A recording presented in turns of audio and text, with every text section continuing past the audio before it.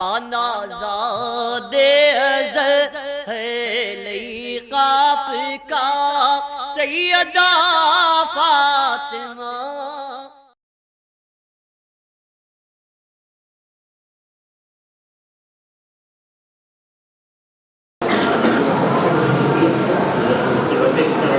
السلام علیکم ورحمۃ اللہ وبرکاتہ. نحمده ونصلي ونسلم على رسوله الكريم وعلى آله الطيبين الطاهرين وأصحابه الأكرمين أجمعين وعلى من تبعهم بإحسان إلى يوم الدين. أما بعد، وقال تعالى في شان حبيبه الكريم: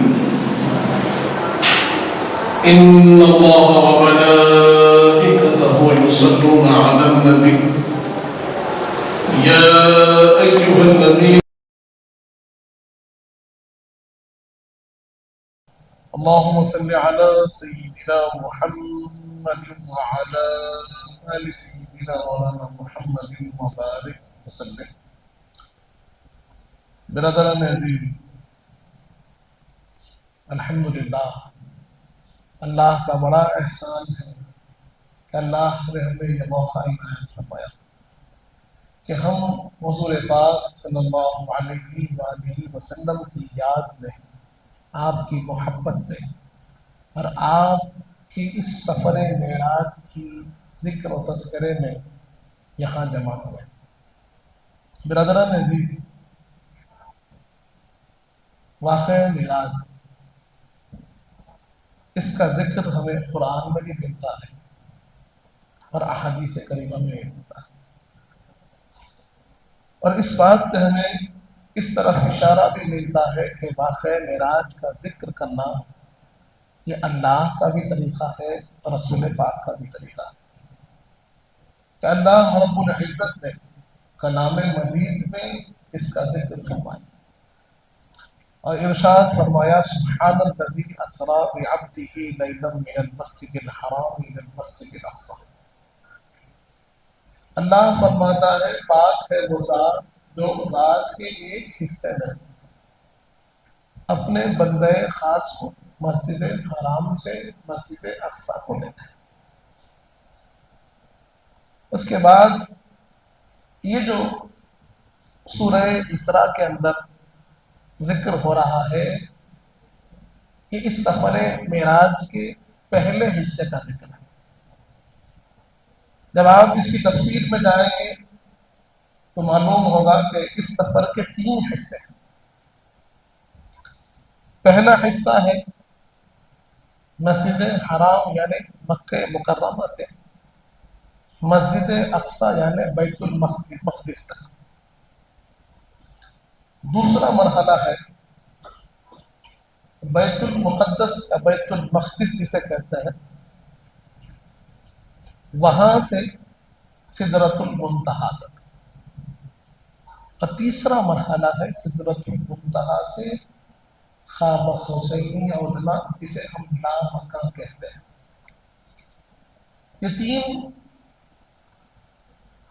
اس کے حصے ہیں، اس سفر کے الگ الگ حصے. اور پہلا حصہ ہمیں سورہ اسراء میں قرآن مجید بیان فرما کر سمجھا رہا. دوسرا حصہ ہمیں سورہ نجم میں ملتا ہے جہاں پر اللہ فرماتا ہے وَالنَّجْمِ إِذَا هَوَىٰ مَا ضَلَّ صَاحِبُكُمْ وَمَا غَوَىٰ، کہ وہ ستارے کی قسم جب وہ بلند ہوا کہ آپ کے جو صاحب ہے ما ضل صاحبکم، نہ وہ کبھی اپنے راستے سے ہٹے، وما غوا، اور نہ ہی کبھی انہیں یہ شائبہ ہوا کہ کوئی ان سے لغزش ہو. برادران عزیز، اس کے بعد تیسرے حصے کو اللہ یوں بیان فرماتا ہے: ثم دنا فتدلی فکان قاب قوسین او ادنی. کہ جب وہ سدرۃ المنتہا سے معاملہ آگے بڑھا تو پھر اللہ فرماتا ہے کہ اللہ قریب ہوا اور قریب سے قریب تر ہوا، اور یہ فاصلہ 2 کمانوں سے بھی کم کا فاصلہ رہ گیا تھا۔ اس طریقے سے اس کے 3 حصے اللہ رب العزت نے اجمالی بیان کیے، اور اس کی تفصیل پھر ہم وہ احادیث کریمہ میں بخاری شریف سے لے کر جتنی حدیث کی کتب ہے اس میں تفصیلاً اور اجمالاً دونوں طریقوں سے ملتی ہے۔ برادران عزیز، اب میرا مقصد یہاں واقعہ معراج کی تفاصیل میں جانا نہیں ہے، کیونکہ ہم یہ بارہا ہمارے علماء سے، ہمارے ائمہ سے سنتے ہوئے آ رہے ہیں۔ میرا مقصد یہاں ہے کہ واقعہ معراج سے ہمیں جو حاصل ہوا ہے، واقعہ معراج کا جو مقصد تھا، اور ہم کو اس واقعے سے کیا لینا ہے، وہ درس، وہ میسج جو ہمیں لینا ہے، اور آج ہماری زندگی میں جسے امپلیمنٹ کرنا ہے، داخل کرنا ہے، اس کی طرف تھوڑا سا ہم چلیں۔ برادران عزیز، واقعہ معراج یہ حضور پاک کا ایسا معجزہ ہے کہ جسے سن کر پرائے تو پرائے، کچھ نام نہاد ابھی ابھی جو دائرہ اسلام میں شامل ہوئے تھے وہ بھی پریشان ہو گئے کہ عقلوں کو اتنا معروف کر دینے والا اور اتنا زیادہ اثر انداز واقعہ تھا کہ لوگ اس کو قبول کرنے کو تیار نہیں تھے۔ یہ کیسے ممکن ہے، اس کے لیے لوگ پریشان تھے۔ لیکن اللہ کا کتنا بڑا کرم ہے، آج جس دور میں ہم ہیں، آج واقعہ معراج کو سمجھنا ہمارے لیے مشکل نہیں۔ آج تیز رفتاری کے سفر کو سمجھنا ہمارے لیے مشکل نہیں ہے۔ لمحوں میں میلوں کا سفر طے کرنا اور اس بارے میں سننا سمجھنا ہمارے لیے مشکل نہیں ہے۔ یہ حضور پاک کا صدقہ ہی ہے کہ ہم اس دور میں ہیں کہ ترقی اتنی زیادہ ہو گئی کہ یہ جو لوگ واقعہ اور جس کو سمجھنے کے لیے دشواری ہو رہی تھی، آج اسی کا فیضان ہے کہ لوگ آسانی سے سمجھ پا رہے ہیں۔ برادران عزیز، اللہ رب العزت نے حضور پاک صلی اللہ علیہ وسلم کو جب سفر معراج فرمایا اور یہ تمام مراحل کو طے فرمایا، تو وہاں 2 چیزوں کا واضح طور پر اللہ نے حضور پاک کو حکم بھی فرمایا اور نظارہ بھی فرمایا۔ ایک نیکوکاروں کی کیفیت اور ایک گناہ گاروں کی کیفیت۔ برادران عزیز، کیونکہ حضور پاک صلی اللہ علیہ وآلہ وسلم جب اس دنیا میں تشریف لائے تو مبشر و نذیر بن کر تشریف لائے۔ کہیں خوشخبری دینا آپ کا ایک خاصہ رہا، تو کہیں لوگوں کو ڈرانا، لوگوں کو سمجھانا، یہ آپ کی ذمہ داری ہے۔ اور ہم جانتے ہیں کہ جب آسمانوں کا سفر شروع ہوا، حدیث پاک میں آتا ہے کہ حضور پاک صلی اللہ علیہ وآلہ وسلم حضرت آدم علیہ السلام سے ملاقات کی، جو ابو البشر ہے، ساری انسانیت کے جو والد ہیں۔ حضرت آدم علیہ السلام سے آپ کی ملاقات ہوتی ہے، اور حضرت آدم علیہ السلام کا جو منظر حضور پاک نے بیان فرمایا کہ حضور پاک فرماتے ہیں کہ میں نے حضرت آدم علیہ السلام کو اس حال میں دیکھا اور ملاقات کی کہ آپ بیٹھے ہوئے تشریف فرما تھے، اور سیدھی جانب دیکھتے تو چہرے پر مسکراہٹ آ جاتی، اور بائیں جانب دیکھتے تو چہرے پر ایک مایوسی اور غم کے آثار نمودار ہو جاتے۔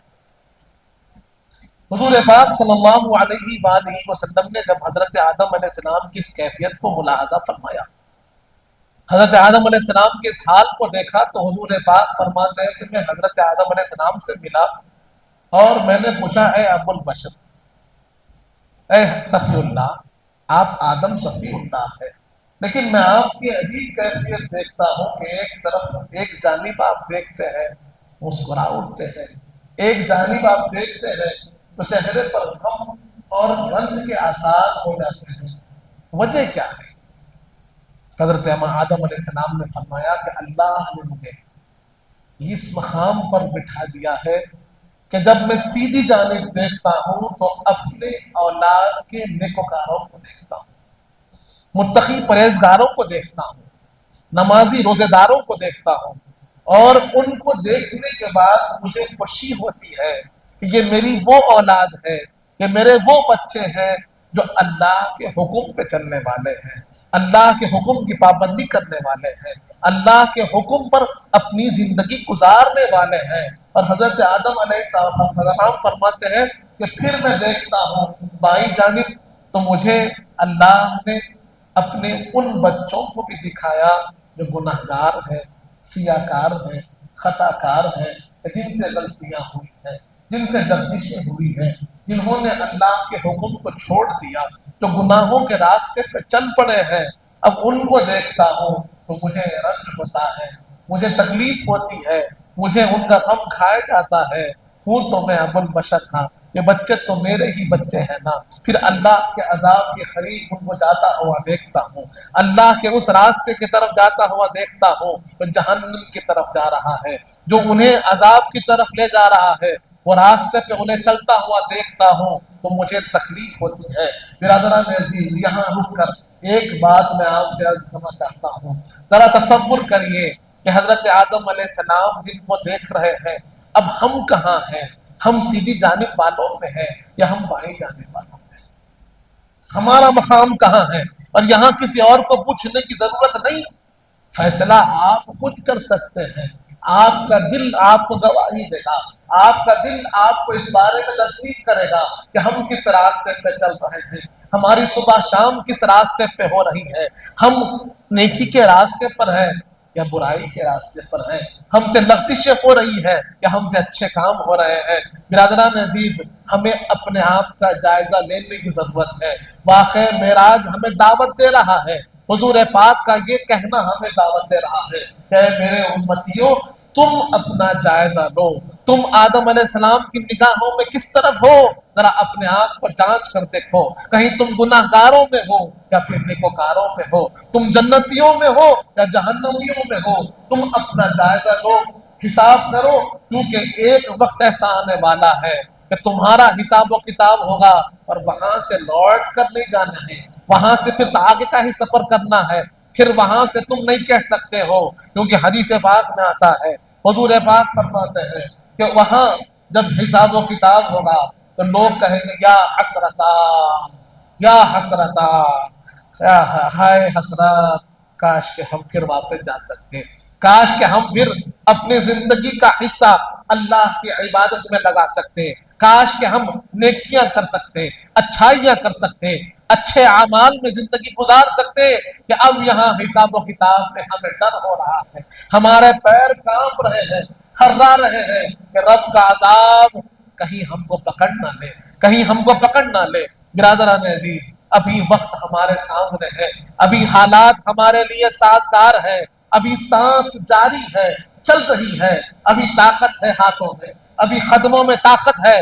ہم اللہ کی بارگاہ میں کھڑے ہو سکتے ہیں، ابھی ہاتھ اٹھا کر رب کی بارگاہ میں دعا کر سکتے ہیں، ابھی وہ موقع ہے کہ رب کی عبادت میں وقت گزار سکتے ہیں، اچھے اعمال اختیار کر سکتے ہیں، گناہوں سے توبہ کر سکتے ہیں. کیا ہم اپنے گناہوں سے توبہ کر رہے ہیں؟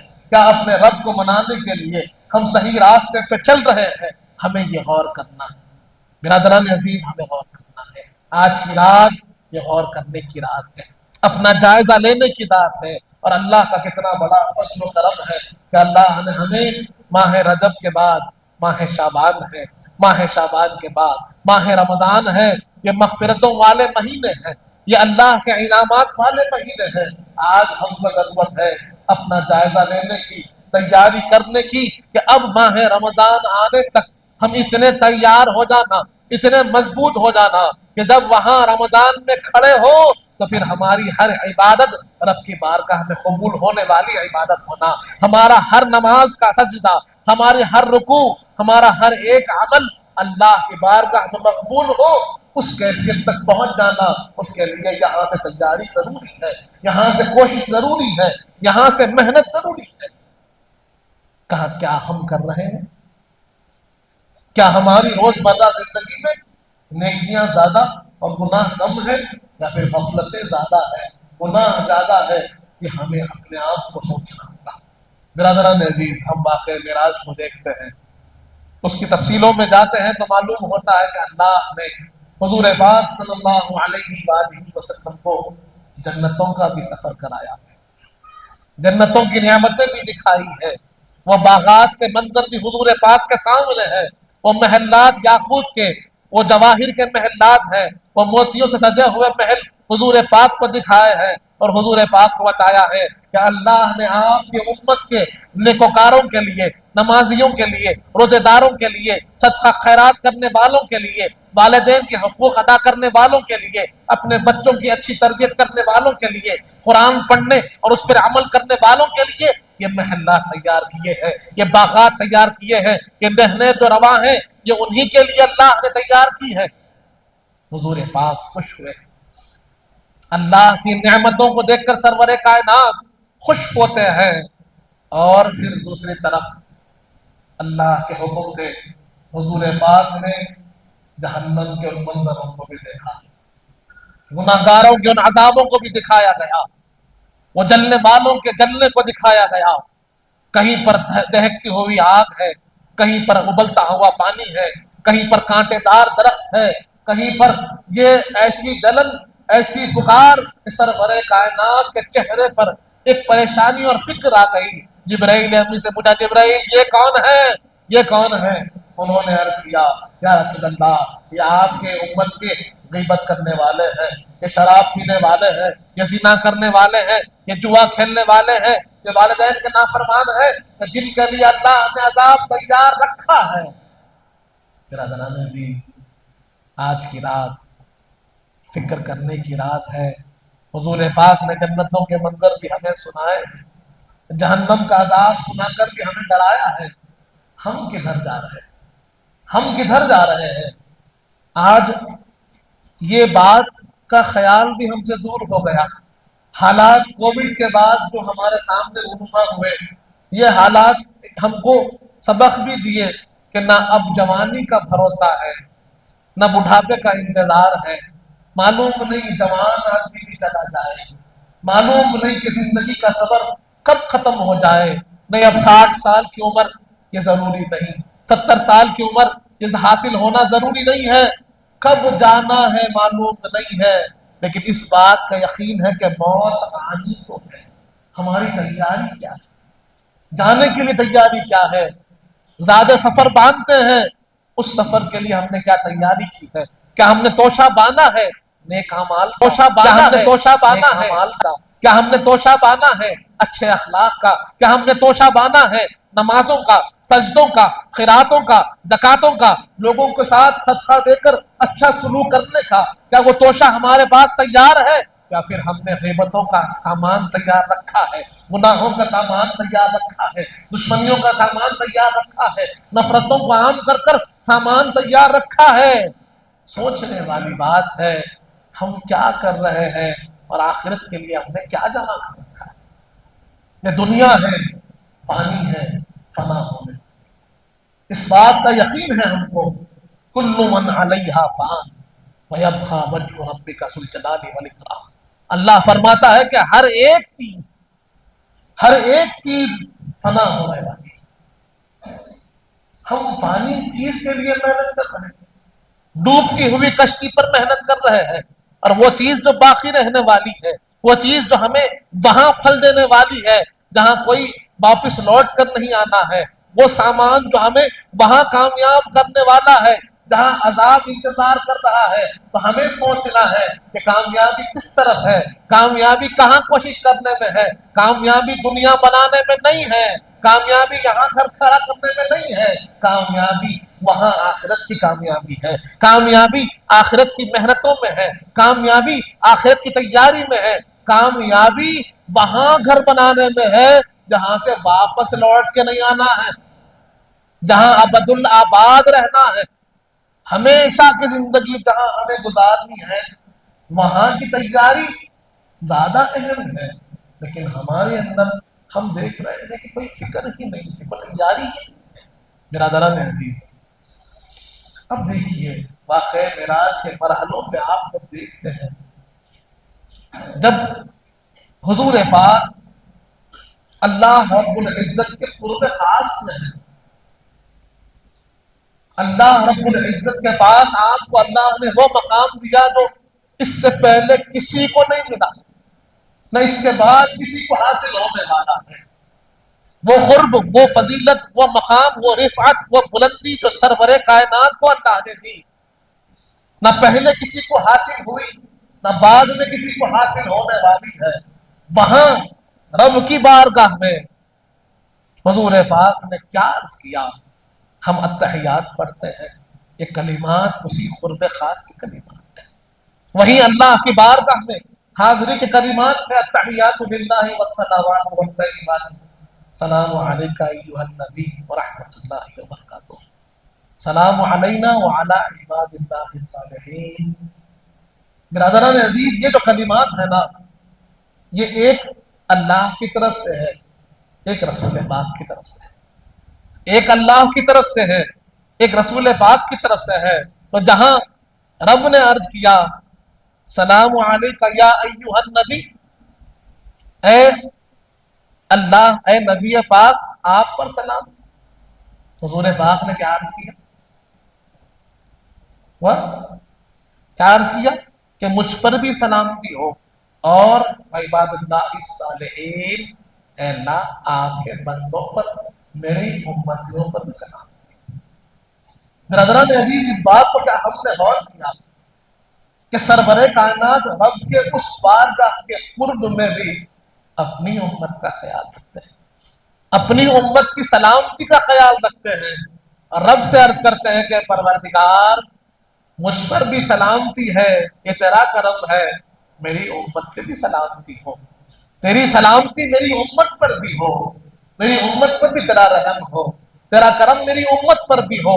وہ آقا کریم ہم کو وہاں بھی یاد کر رہے ہیں، اور افسوس اس بات کا ہے کہ ہم ان کے غلام ہونے کا دعویٰ، ہم ان کے امتی ہونے کا دعویٰ، اور انہی کے عمل سے ہم غفلت میں ہیں، انہی کے راستے سے ہم غفلت میں ہیں، انہی کے طریقے سے ہم غفلت میں ہیں۔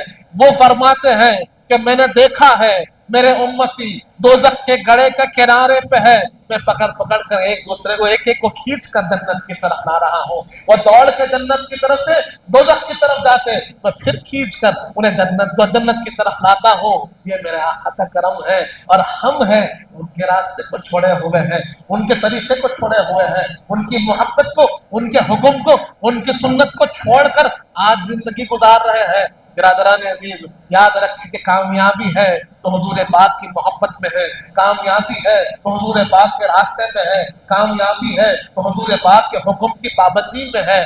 آج ہمیں اپنے آپ کا جائزہ لینا ہوگا، آج صبح سے شام تک غور کرنا ہوگا کہ میرے اعمال میں حضور پاک کا حکم کتنا شامل ہے، حضور پاک کا طریقہ کتنا شامل ہے، صبح کس سے ہو رہی ہے، شام کس سے ہو رہی ہے، اللہ کے ذکر سے صبح ہو رہی ہے یا پھر دنیا کی فکر سے صبح ہو رہی ہے۔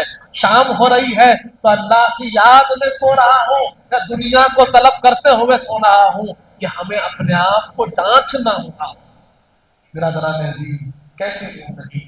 اگر اللہ کے ذکر سے قابل ہے تو کس بات کی زندگی؟ اللہ والوں نے تو یہی کہا ہے کہ وہی لمحہ تیرا کامیاب ہے جو اللہ کی یاد میں گزارا ہے، باقی تو مردہ لمحے ہیں۔ زندگی کا لمحہ وہی لمحہ کہ جس میں اللہ کی یاد ہو، اللہ کی فکر ہو، اللہ کا ذکر ہو۔ اگر غافل ہے تو اسے مرنے کی ضرورت نہیں، وہ پہلے سے مردہ ہے، اور اس کی مثال ہم کو قرآن میں ملتی ہے۔ اللہ فرما رہا ہے کہ وہ مردہ ہے، نہیں سنتے، جی رہے ہیں، کھا رہے ہیں، پی رہے ہیں۔ اللہ فرما رہا ہے مردہ ہے۔ کیوں کسے کہا اللہ نے مردہ؟ سانس بند ہونے کے بعد مردہ نہیں فرمایا۔ جو ذکر سے غافل ہے، رب کے حکم سے، رب کی معرفت سے غافل ہے، اسے رب نے مردہ کہا، اس دل کو مردہ کہا جس میں رب کی محبت نہیں، رب کا ذکر نہیں، اللہ اور اس رسول کا مقام نہیں، وہ دل مردہ۔ برادران عزیز، ہم کدھر جا رہے ہیں؟ واقعہ معراج کو ہم نے سنا، حضور پاک کی فکر کو ہم نے جانا کہ وہاں حضور پاک نے ہم امتیوں کی فکر فرمائی، وہاں ہم کو یاد کیا اور کہا میرے بندوں پر بھی آپ کا سلام ہو۔ تو پھر اللہ نے کیا کیا؟ اللہ نے تحفے کے طور پر نمازیں عطا فرمائی۔ کتنی نمازیں؟ کتنی؟ 50 نمازیں۔ 50 نمازیں اللہ نے دی۔ اے حبیب، آپ کو آپ کی امت کا فکر ہے، اگر آپ کی امت کامیاب ہونا چاہتی ہے تو میں انہیں یہ تحفہ دے رہا ہوں، میری طرف سے آپ کی امت کو دے دیجیے کہ اگر وہ ان 50 نمازوں کی پابندی کر لیں گے تو پھر یقیناً جنت کے مستحق ہوں گے، نعمتوں کے مستحق ہوں گے، اللہ کا فضل و کرم ان کے شامل حال ہوگا، پھر ان کا مقام بلند و بالا ہوگا۔ وہ نعمتیں جو آپ نے جنت میں دیکھی ہے، ساری نعمتیں اللہ ان کو عطا کر دے گا۔ حضور پاک 50 نمازیں لے کر، اللہ کا تحفہ لے کر وہاں سے واپس تشریف لاتے ہیں تو حضرت موسیٰ علیہ السلام سے ملاقات ہوتی ہے۔ حضرت موسیٰ علیہ السلام، مشہور واقعہ ہے حدیث پاک میں، الگ الگ الفاظ کے ساتھ اس کو نقل کیا گیا۔ حضرت موسیٰ علیہ السلام حضور کی بارگاہ میں عرض کرتے ہیں، یا رسول اللہ، اللہ سے ملاقات تو بھی بتائیے اللہ نے کیا دیا؟ حضور پاک نے فرمایا، اے موسیٰ، اللہ نے میری امت کے لیے 50 نمازوں کا تحفہ دیا۔ حضرت موسیٰ علیہ السلام کو امتوں کا خوب تجربہ تھا، بنی اسرائیل سے زیادہ مشکل امت کوئی اور گزری ہی نہیں۔ قرآن جس کی ہم کو جو ہے تاکید کرتا ہے وہ بنی اسرائیل ہے کہ اتنی نعمتوں کے بعد بھی انہوں نے اپنے انبیاء کے ساتھ کیا کیا؟ تو موسیٰ علیہ السلام کو خوب واقفیت تھی، انہوں نے عرض کیا، یا رسول اللہ، 50 نمازیں آپ کی امت کے لیے مشکل ہوگی، کچھ کم کروا لیجیے۔ حضور پاک نے کہا کہ کیوں کم؟ یہ تو تحفہ ہے، اللہ کا تحفہ ہے۔ کہا کہ نہیں، امت کے لیے جو تجربہ مجھے حاصل ہے اس کے بنا پر میں آپ سے عرض کر رہا ہوں، آپ کچھ کم کروا لیجیے، کیونکہ میں نے ایسی امت کے ساتھ وقت گزارا ہے کہ جس کے پاس اللہ کے پاس سے دسترخوان آتا تھا، جنت سے میوے اور لوازمات اترتے تھے، تو میری ایسی امت تھی کہ اللہ کے پاس کے کھانے کو کہا کہ ہمیں نہیں کھانا ہے، ہمیں زمین کا کھانا چاہیے، تو امت ایسی ناشکری بھی ہوتی ہے۔ مجھے تجربہ بڑا تلخ ہوا ہے، میں آپ سے عرض کرتا ہوں کہ آپ نمازیں کم کروا لیجیے۔ حضور پاک اللہ کی بارگاہ میں حاضر ہوتے ہیں۔ ہم نے یہ واقعہ بارہا سنا ہے کہ 5 کر کر اللہ کی بارگاہ سے نمازیں کم ہوتی رہی، اور حضرت موسیٰ نے بھی بڑا پیارا طریقہ اپنا لیا تھا، کہا کہ یا رسول اللہ، آپ جاتے جائیے آتے جائیے، آپ کے اینے میں وہ کام جو طور بنا ہوا تھا آپ کے چہرے انور میں ہو رہا ہے، وہ تجلیات جو طور پہ نہ دیکھ پایا تھا، طور جل گیا جس تجلیات سے، جن تجلیات کو اٹھانے کی طاقت طور میں نہ تھی، وہ چہرے مصطفیٰ میں ہے۔ جس تردنگی کو دیکھ کر میں بے ہوش ہو گیا تھا، آج آپ کے وسیلے سے اس موسیٰ کو بھی وہ حق حاصل ہو رہا ہے، وہ تمنا جو اس طور پہ پوری نہ ہوئی چہرے مصطفیٰ سے پوری ہو رہی ہے۔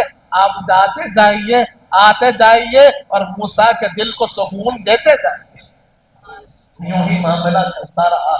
وہ رب ہے، دلوں کے حال کو جانتا ہے، رب بھی خوش ہو رہا ہے، میرے مصطفیٰ آ رہے ہیں جا رہے ہیں اور میرے انبیاء ان کے ذریعے تسکین پا رہے ہیں۔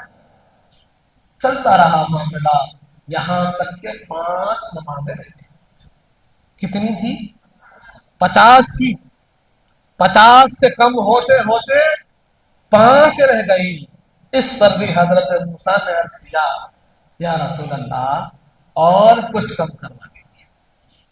حضرت موسیٰ علیہ السلام نے پھر سفارش کی کہ کچھ اور کم کروا دیجیے۔ یہاں پر ایک تاریخی جملہ ہمارے لیے حضور پاک نے فرمایا کہ موسیٰ، وہ بنی اسرائیل تھی ہوگی جنہوں نے عبادت نہ کی میری امت پر مجھے اتنا تو بھروسہ ہے کہ 5 تو پڑھیں گے، اب مجھے رب کی بارگاہ میں جانے میں شرم آتی ہے، اور مجھے میری امت پر بھروسہ ہے کہ اب میں 5 لے جاؤں گا تو میرے امتی 5 تو ادا کریں گے۔ برادران عزیز، اب یہاں سوال ہم کو اپنے آپ سے کرنا ہے۔ سرور کائنات نے ہمارے لیے 5 نمازوں کا تحفہ لایا، 50 نمازیں کم ہوتے ہوتے 5 تک پہنچ گئی، اور 5 نمازیں ہمیں اللہ کی بارگاہ سے عطا ہوئی۔ ہم چاہتے ہیں ہمیں اللہ کا فضل ملے، ہم چاہتے ہیں اللہ کا کرم ملے، ہم چاہتے ہیں کہ اللہ کی جانب سے ہمیں تحفے ملے، تحائف ملے، ہدیہ ملے، برکتیں ملے، نعمتیں ملے۔ تو اللہ نے ہمیں اپنا ہدیہ بنا کر نماز دیا، اپنی نعمت بنا کر نماز دیا، اپنا تحفہ بنا کر نماز دیا۔ طلب تو ہے کہ اللہ تیری نعمتیں عطا فرما، رب نے عطا کی تو اب ہم لاپرواہی کر رہے ہیں، اللہ کی نعمت کو چھوڑ رہے ہیں، اللہ کی بارگاہ میں حاضری کو چھوڑ رہے ہیں، اللہ کے بارگاہ میں پہنچ کر اس کے فضل و کرم کے حصول کا ذریعہ ہمارے ہاتھوں سے چھوٹ رہا ہے۔ ہم یہ نہیں سمجھ رہے ہیں کہ اللہ کی سب سے بڑی نعمت نماز ہے، اللہ کی رحمت نماز میں ہے، اللہ کا کرم نماز میں ہے، اللہ کا فضل نماز میں ہے، ہر ایک حکم کی کامیابی نماز میں ہے، ہر مسئلے کا حل نماز میں ہے، ہر ایک برکت نماز میں ہے، ہر مرض کا علاج نماز میں ہے، ہر درد کی دوا نماز میں ہے۔ کیوں پھر ہم نماز کو چھوڑ کر ادھر ادھر بھٹکتے ہیں؟ ارے نماز کو اختیار کرو، رب کی بارگاہ میں اپنے آپ کو پیش کرو، ہر مسئلے کا حل رب عطا فرمائے گا۔ برادران عزیز، اس کے باوجود ہم لاپرواہ، اور پھر کرم بالائے کرم تو دیکھیے، کتنا بڑا رب کا کرم ہے، حضور پاک کا صدقہ ہے کہ نمازیں تو 5 ہو گئی، اللہ فرماتا ہے اے حبیب اگر آپ کا امتی 5 نمازیں پڑھے گا، ہم وہ رب ہیں جو ارحم الراحمین ہے، ہم اپنے رحم میں کبھی کمی نہیں کرتے۔ نمازیں 5 ہے، ثواب 50 کا ہوگا، ثواب 50 کا ہوگا، ثواب میں کمی نہیں، ثواب وہی ہے، صرف ہم نے آپ کی خاطر اعمال میں کمی کر دی، لیکن اس کے بعد بھی یہ ہمارا معاملہ ایسا ہے، کمزوری، ناتوانی، غفلت، لاپرواہی ہمارے لیے یہ مشکل کا سامان ہے۔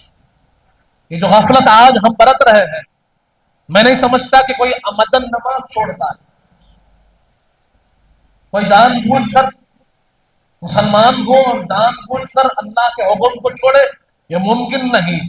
ہاں، غفلت و لاپرواہی، نا علمی، اور کہیں نہ کہیں آدمی کا دنیا میں مبتلا ہونا اسے نمازوں سے دور کر رہا ہے۔ لیکن کیا ہم نے یہ احادیث نہیں پڑھے؟ آج جو طلب آپ کو ہے، جو بھی طلب ہے، جو طلب آپ کو ہے، اس کی کامیابی کا ذریعہ نماز، یہ بات لکھ لیجیے۔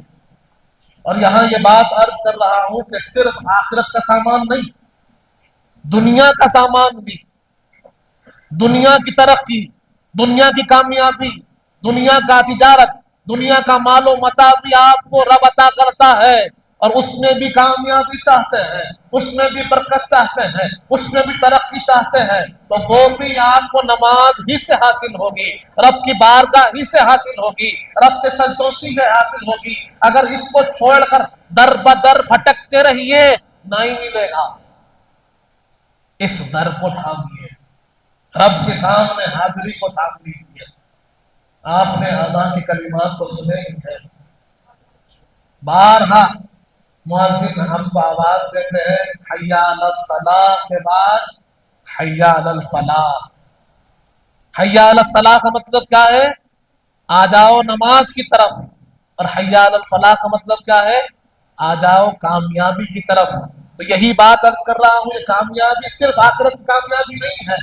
آج اگر آپ کے بچوں کا رشتہ نہیں ہو رہا ہے، اگر آپ کے بچے آج بیمار ہیں، تجارت میں آپ کے پاس کامیابی نہیں، نقصان ہو رہا ہے، اگر آپ مقروض ہو گئے ہیں، مال و دولت سے فائدہ نہیں ہو رہا ہے، برکت نہیں ہو رہی ہے، زندگی کا کوئی میدان کیوں نہ ہو، اس کی کامیابی کی چابی بھی اللہ نے نماز کر دی ہے۔ آپ آئیے تو صحیح. رب کہتا ہے استعینوا بالصبر والصلاۃ کہ تم صبر کے ذریعے اور نماز کے ذریعے مدد طلب کرو, اللہ تمہاری مدد فرمائے. کہاں ہے یہ مسجد؟ ہمیں سبق دیتی ہے. برادران عزیز, اگر ہم کو سیکھنا ہے, سبق لینا ہے, اسی مسجد سے سبق لیجیے. اس مسجد میں جمعہ بھی قائم ہوتا ہے نا. ہماری ہر مسجد میں جمعہ قائم ہوتا ہے, اور جمعے میں یہی مسجد تنگ دامنی کا شکوہ کرتی ہے. لوگ باہر تک نکل جاتے ہیں, فرسٹ فلور پر جاتے ہیں, چلیوں کے پاس نماز ادا ہوتی ہے, اور ہم دیکھتے ہیں کہ یہی مسجد جمعے میں بالکل مکمل فل نظر آ رہی ہے, اور فجر ظہر عصر میں خالی ہے. جمعے میں آنے والے کون ہیں؟ کوئی باہر کے لوگ نہیں ہیں, کسی محلے کے لوگ ہیں, کسی مسجد کے اطراف و اقراف رہنے والے لوگ ہیں. اور ہم خود گواہی دے رہے ہیں کہ ہم اس مسجد کو پر کر سکتے ہیں. اتنے لوگ ہیں تو ساری مسجد بھر جائے, لیکن پھر خالی ہو کر بتا رہے ہیں کہ اتنے لوگ نماز سے دور ہو رہے ہیں. برادران عزیز, صرف جمعے کا سوال نہیں ہونے والا ہے, ہر فجر کا, ہر ظہر کا, ہر عصر کا, ہر مغرب کا اور ہر عشاء کا سوال ہونے والا ہے. جب جمعے میں مسجد بھر سکتی ہے تو فجر میں بھی مسجد بھر سکتی ہے, ظہر میں بھی ہو سکتا ہے, عصر میں بھی ہو سکتا ہے. وہی لوگ جو جمعے کو آ رہے ہیں وہی لوگ فجر میں بھی آ سکتے ہیں. جیسے جمعہ فرض ہے ویسے ہی فجر بھی فرض ہے, اور ہر نماز فرض ہے. برادران عزیز, اگر جو بندہ نماز سے جڑ جاتا ہے, اس کے دل میں اللہ کی محبت ہو, رسول پاک کی محبت ہو, عقیدہ بالکل صحیح ہو, اور اس کے بعد نماز کو پکڑ لیا, تو پھر کوئی اسے ہٹا نہیں سکتا. کامیابی اس کے قدم چومے گی, یہ اللہ اس کے رسول کا وعدہ. حدیث پاک میں آتا ہے کہ جس نے فجر کی نماز باجماعت پڑھی اور عصر کی نماز باجماعت پڑھی, حضور پاک فرماتے ہیں کہ اللہ رب العزت اس کے رزق کا ضامن ہوتا ہے. اب وہ بھوکا نہیں سوتا. جو فجر کی نماز باجماعت پڑھتا ہے رب اس کے رزق کا ضامن ہے. جو عصر کی نماز باجماعت پڑھتا ہے رب اس کے رزق کا ضامن ہے. رب ذمہ داری لینے کو تیار ہے, بندہ حاضر ہونے کو تیار نہیں. غلطی کس کی ہے؟ غفلت کس کی ہے؟ جہنم بنی ہوئی ضرور ہے, راستہ کون طے کر رہا ہے؟ راستے پہ کون چل رہا ہے؟ گناہ کون کر رہا ہے؟ ارے اللہ نے تو چاہا کہ بندوں کو نعمتوں سے نوازے, نعمتوں سے دور کون بھاگ رہے ہیں؟ بندے ہی تو ہیں. برادران عزیز, تو ہمیں چاہیے کہ ہم اپنا جائزہ لیں, اپنا تجزیہ کریں, اور اپنے آپ کو رب کے راستے پہ لگائیں. دنیا چل رہی ہے, چلنے دیجیے. تعلیم چل رہی ہے, چلنے دیجیے. آپ کا جو معاملہ چل رہا ہے چلنے دیجیے, لیکن سارے معاملوں کے اوپر اللہ اس کے رسول کا اس کو فوقیت دینا ضروری ہے. اگر ہم اس کو فوقیت نہیں دیں گے, رب کے حکم کو, رسول پاک کے حکم کو فوقیت نہیں دیں گے, تو پھر دنیا میں بھی ہم کہیں نہ کہیں رسوا ہوں گے, اور آخرت میں خدا ہی جانے کیا ہوگا. برادران عزیز, اگر ہم دنیا و آخرت میں کامیابی چاہتے ہیں تو راستہ کسی مسجد سے ہو کر جاتا ہے, راستہ حضور پاک کی سنت سے ہو کر جاتا ہے, راستہ اللہ کے حکم کی پابندی سے ہو کر جاتا ہے. اور واقعی معراج میں, سفر معراج کی انتہا میں رب نے حضور کی امت کے لیے نماز دی ہے. اس سے بڑا کیا مقام ہو. اور پھر ہم نے نماز کے فضائل میں بارہا سنا, حضور پاک نے کیا فرمایا, الصلاۃ معراج المؤمنین. نماز جو ہے یہ مومنین کا معراج ہے. معراج کا مطلب معلوم کیا ہے؟ دا ہائیسٹ پوائنٹ, بلندی کا اعلیٰ تر مقام جو ہوتا ہے, کہ جہاں آدمی سب سے بلند بالا پہنچ سکتا ہے, وہ ہائیسٹ پوائنٹ جو مومن کا ہے. حضور پاک فرماتے ہیں وہ نماز ہے, کہ وہ جب نماز میں کھڑا ہو اور رب کے سامنے سجدے میں ہو, زبان پر رب کی تسبیح ہو اور کہے سبحان ربی الاعلی, تو پھر یہ مومن کا سب سے بلند مقام ہے کہ اس نے اپنی پیشانی کو اپنے رب کے سامنے رکھ دیا اور عرض کیا, پروردگار میں کچھ بھی ہوں کیا بھی ہوں لیکن تیرا بندہ ہوں، تو میرا خدا ہے، تو بلند و بالا ہے اور تیرے سامنے میرا سر جھکا ہوا ہے، میں تجھ سے مانگ رہا ہوں، تو عطا کرنے والا ہے، تو جھولیوں کو بھرنے والا، میری جھولی بھی بھر دے، میری نمازوں کو قبول کر لے، اور تیرا بندہ تیرے سامنے ہے اور تو میرا خیال رکھنے والا میرا بھی خیال رکھ۔ برادران عزیز، حضور پاک فرماتے ہیں کہ یہ معاملہ بلند سے بلند معاملہ ہے، یہاں ہم کو پہنچنا، ہمارا مقام یہ ہے۔ حدیث پاک میں کیا آتا ہے؟ حضور پاک ارشاد فرماتے ہیں کہ دو جگہ، ایک سب سے بہتر، ایک سب سے بدتر۔ سب سے بہتر کوئی جگہ ساری دنیا میں ہے، اس زمین پر سب سے بہتر جگہ کوئی ہے، حضور پاک فرماتے ہیں مسجد ہے۔ اور سب سے بری جگہ جو دنیا میں ہوتی ہے، حضور پاک فرماتے ہیں بازار ہے۔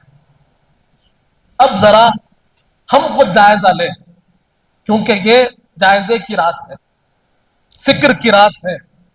ذرا سوچ کر دیکھیے ہمارے بازاروں کا عالم کیا ہے، ہماری مساجد کا عالم کیا ہے۔ حضور پاک نے واضح طور پر فرما دیا کہ بہترین جگہ کیا ہے؟ مسجد ہے۔ آدمی بہترین جگہ بیٹھتا ہے، بدترین جگہ بیٹھتا ہے۔ آدمی اگر سمجھدار آدمی ہوتا ہے تو وہ اچھی جگہ پہ وقت گزارتا، اور حضور پاک فرماتے سب سے اچھی جگہ کون سی ہے؟ مسجد ہے۔ لیکن ہمارا پریکٹیکل نمونہ عمل کیا کہہ رہا ہے؟ ہمارے بازار بھرے ہوئے، آپ کسی سے کہیے بھائی وہ مدینہ بلڈنگ کے پاس جانا ہے، چلیں گے؟ انہیں کہے گا نہیں بھائی ٹریفک بہت ہے، نہیں جا سکتا۔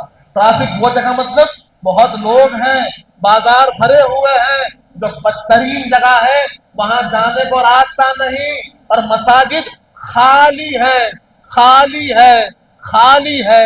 فیصلہ ہم کو کرنا ہے، ہم کدھر کا راستہ پکڑے ہوئے ہیں، کس طرف کو ہم جا رہے ہیں، اور جو راستہ ہوگا وہی منزل ہوگی۔ برائی کے راستے پہ چل کے کوئی یہ دعویٰ نہیں کر سکتا کہ وہ کامیابی حاصل کرے گا۔ اگر راستہ برا تو منزل بھی بری ہوگی، راستہ اچھا تو منزل بھی اچھی ہوگی۔ حضور پاک نے دو ٹوک فرما دیا، بازاروں میں بیٹھنے والوں تم بدترین جگہ بیٹھ رہے ہو، وہاں پر تمہیں کامیابی حاصل نہیں ہو سکتی۔ مسجدوں میں آنے والوں تم بہترین جگہ آ رہے ہو اور یہاں تمہیں کامیابی حاصل ہوگی۔ ہم کہاں جا رہے ہیں برادران عزیز؟ اسی لیے میں آپ کے سامنے واقعات نہیں پیش کر رہا ہوں، وہ تو ہم جانتے ہیں، ہم بچپن سے سن رہے ہیں، لیکن ان کا مقصد کیا ہے، اس کو ہماری زندگی میں ہم کیسے داخل کریں، زندگی میں کیسے تبدیلی آئے، حضور پاک کی نسبت کا اثر کیا ہو ہماری زندگی میں نظر آنا نا۔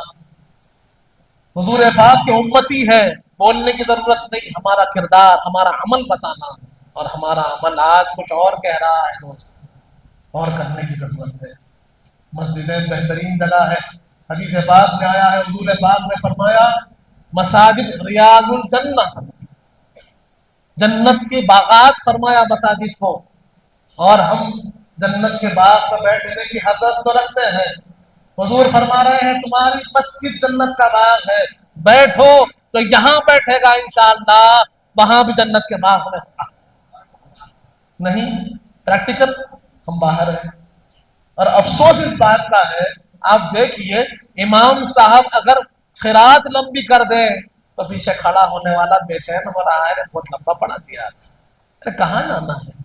مقصد حیات تو عبادت ہے نا، وما خلقت الجن والانس الا لیعبدون۔ اللہ فرما رہا ہے ہم نے جن و انس کو اپنی عبادت کے لیے پیدا کیا ہے، مقصد حیات عبادت ہے، ہم اپنے مقصد میں کھڑے ہیں، جتنا وقت اپنے مقصد میں گزاریں گے اتنا ہی ہمارے لیے بہتر ہوگا۔ اور اب امامت کرنے والوں کے اوپر اعتراض کہ بھائی اتنے لمبی نماز کیوں ہو رہی ہے، اتنا بڑا معاملہ کیوں ہو رہا ہے، بڑا خطبہ کیوں ہو رہا ہے، اتنا زیادہ ذکر کیوں ہو رہا ہے، بہت لمبے لمبے قراتیں ہو رہی ہے، بڑے بڑے سجدے ہو رہے ہیں۔ ارے اسی کے لیے پیدا ہوئے ہیں، اگر ہم کو یہاں سے بھگایا جائے جب تک نہیں بھاگنا، جب تک کہ مجبور نہ ہو باہر نہیں نکلنا، صرف ضرورت کی تکمیل کے لیے، اپنی ضروریات ہیں، اپنی ذمہ داریاں ہیں، اس کے لیے باہر نکلنا چاہیے۔ دیکھا گیا ہے، وہ حدیث پاک بھی ہمارے سامنے ہے، حضرت موسیٰ علیہ السلام کے قوم کے خاتون کا ذکر ملتا ہے،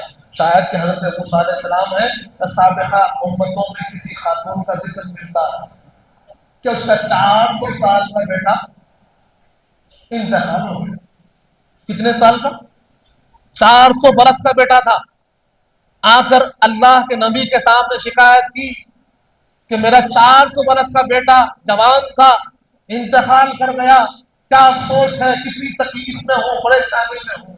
اللہ کے نبی نے انہیں دلاسا دیتے ہوئے فرمایا ایک امت ایسی آنے والی ہے جس کی ساری عمر ہی 60 اور 70 سال رہے گی۔ کیا عمر؟ بین 60 و 70، 60 اور 70 کے درمیان میں ایوریج عمر رہے گی۔ جب یہ بات سنی تو چونک گئی اور کہنے لگی کہ پھر ان کی عبادتوں کا کیا ہوگا، کیسے اللہ کے سامنے پیش ہوں گے کہ آج ہمیں 100 برس کی عبادتیں مل رہی ہے، تب بھی ہم اللہ سے ڈر رہے ہیں۔ اب ان کی عمر ہی 60 سال ہے، 70 سال ہے، اب اس کے اندر جوانی، اس کے اندر بچپن، بچپن کے بعد جوانی، جوانی میں پھر وہ بے خیالی، پھر کچھ خیال آ جائے، شعور آ جائے، شعور پیدا ہوا، شعور کے بعد جیسے ہی کرنے لگے بڑھاپا آنے لگا، ضعیفی آنے لگی، ہاتھوں پیروں میں درد ہونے لگا، اور پھر اختتام کی طرف، ہماری منزل کی طرف ہم چل پڑے۔ ہماری لے دے کر زندگی کا جو مغز ہے وہ 20-25 سال کا ہی مغز ہے۔ اس نے کہا کہ اگر اتنی چھوٹی عمر ہماری ہوتی نا تو ہم جھاڑ کے نیچے صرف اور صرف رب کی عبادت کرتے، اس کے علاوہ کچھ نہ کرتے۔ یہ تو کرم سرکار کا ہے، یہ تو ان کے نالین کا صدقہ ہے کہ میرے آقا نے مانگ مانگ کر کہیں سورہ قدر دلایا ہے، شب قدر دلا دیا، شب برات دلا دی، سورہ کوثر دلا دیا، حضور پاک نے اپنی شفاعت کا مژدہ سنا دیا، اور اللہ سے یہ واقعہ بھی، اللہ سے یہ وعدہ بھی لے لیا کہ پروردگار میرے بندے اگر ایک عمل کرے تو تو 7 دینا، اور اچھا کرے تو 700 دینا۔ رب نے کہا عطا کیا، عمل تو کرو۔ رب فرماتا ہے ایک کے بدلے 7 سے لے کر 700 گنا تک عطا کروں گا، لیکن کب ہوگا؟ جب ہم عمل کے راستے پہ چلنے والے بنیں گے، جب ہم نماز پڑھنے والے بنیں گے، جب ہم ذکر کرنے والے بنیں گے تو پھر انعامات کے حقدار ہوں گے۔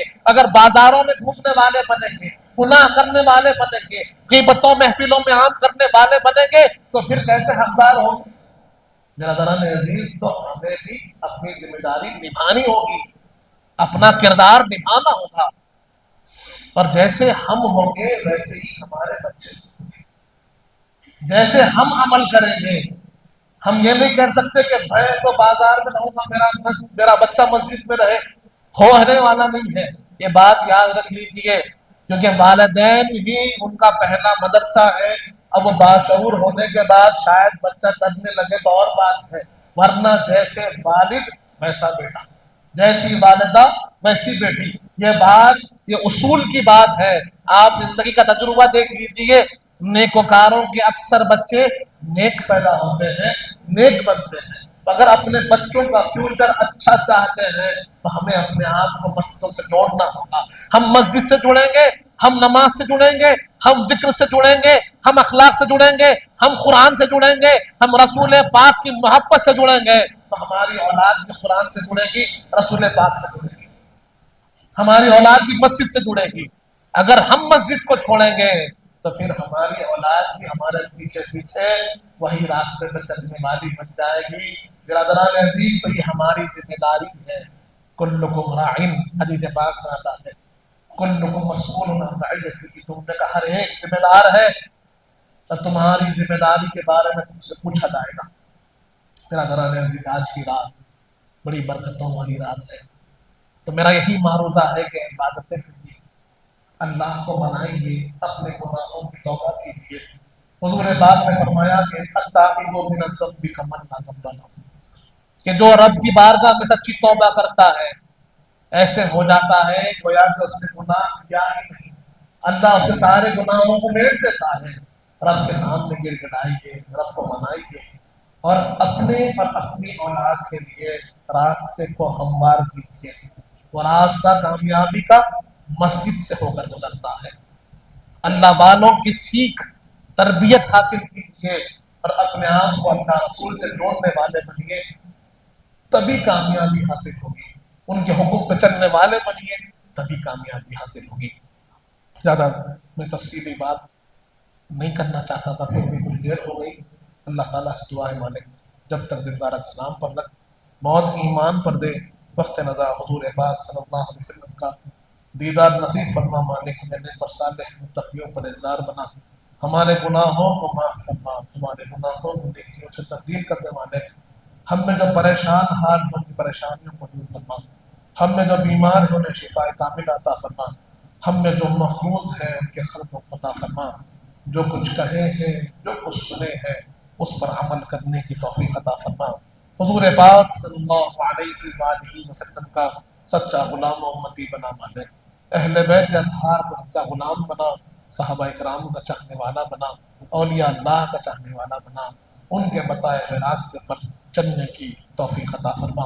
وصلی اللہ تعالی علی خیر خلقہ سیدنا محمد وعلی آلہ وصحبہ وسلم والحمد للہ. سرکار آپ کا محتاج کرم ہے, نسبت کی قسم ہے, نسبت کی قسم ہے.